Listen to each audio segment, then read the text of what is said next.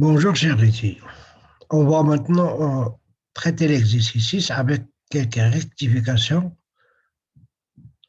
Donc, vous voyez que l'exercice 6, il est rectifié. Donc, on, on va traiter la série D de la thréonine, c'est-à-dire les deux stéréoisomères 2R, 3S et le 2R, 3R.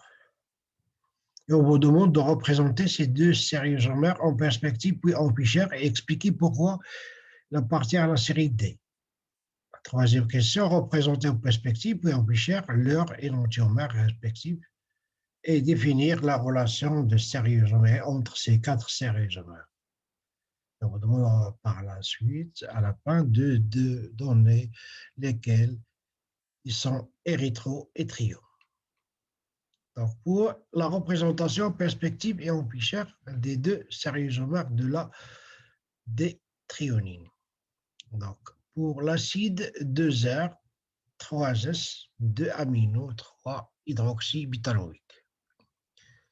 La première des choses, donc voilà, pour la représentation en perspective, donc vous voyez que dans la représentation en perspective, on représente toujours, pour faciliter le problème par la suite, on représente toujours la chaîne principale dans le plan.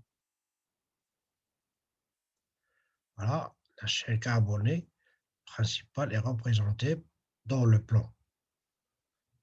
On va déterminer la configuration des carbones asymétriques. Donc, vous voyez que ce carbone-là, c'est un R.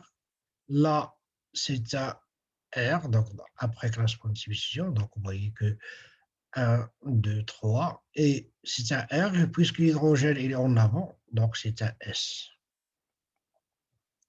Pour passer à la représentation de Fischer, donc on va prendre cette molécule, elle est déjà préparée pour passer à Fischer. Donc, vous avez la chaîne carbonée, elle est sur le plan.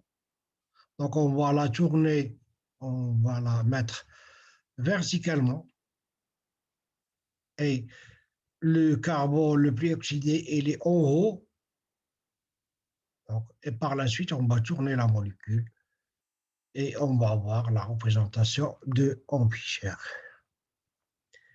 Donc, pour l'acide 2R, 3R, 2 amino, 3 hydroxybutanoïque, donc c'est la même chose. Donc, voilà, pour la représentation de Fischer en perspective, vous avez le premier carbone, le carbone 2 a une configuration R, et le carbone 3 a une configuration R. Donc, c'est le 2R, 3R. Là, vous avez ici le 2R, 3S.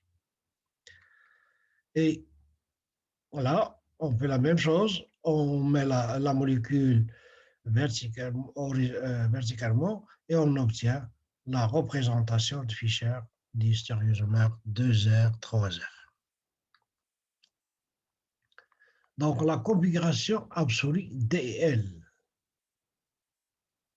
Donc, dans le cas des oses, c'est-à-dire du sucre, l'appartenance à la série est déterminée par la position du OH sur le carbone asymétrique du numéro du carbone le plus élevé. Le carbone asymétrique du numéro le plus élevé. Vous voyez ici dans les oses, c'est la triose, c'est un sucre, et les érythroses, c'est un sucre. Donc, vous voyez que la DL, donc D, lorsque OH du carbone de carbone d'indice élevé, le carbone asymétrique d'indice élevé, le OH, il est à droite pour le L, le OH dans le carbone asymétrique d'indice élevé et à gauche, c'est le L. La même chose pour le érythrose. Mais dans le cas des alpha-aminoacides, l'appartenance de la série est déterminée par la position de NH2 sur le carbone asymétrique porteur de CO2H. Voilà le carbone asymétrique porteur de CO2H. Donc ici, voilà, on s'intéresse au carbone d'indice le plus faible. Là, le carbone asymétrique d'indice le plus élevé, là, c'est le premier carbone asymétrique, c'est-à-dire d'indice le plus faible. Et là, vous voyez que le D, on raisonne sur le NH2. Lorsque NH2 il est à droite, c'est le D. Lorsque le NH2, il est à gauche, c'est le L. C'est la L-thréonine, c'est la D-sérine. Dans notre cas, donc vous avez pour la D-thréonine, les deux stéréoisomères qui appartiennent à la série D sont les deux stéréoisomères qui ont le NH2, le groupement NH2 à droite, situé à droite. Donc si vous avez les deux stéréoisomères 2R, 3S et 2R, 3S appartiennent à la série D, sont la D-thréonine. Donc appellation érythro et trio. L'appellation érythro-et-trio est à l'origine des noms de sucres toujours aldéhydiques à 4 chaînons, qui sont l'érythrose et triose. Même chose, donc ici vous avez l'érythrose, triose. Et là, vous avez pour l'érythrose, vous remarquez que les groupements OH sont face à face.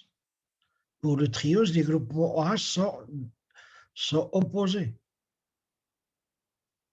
Ils ne sont pas face à face.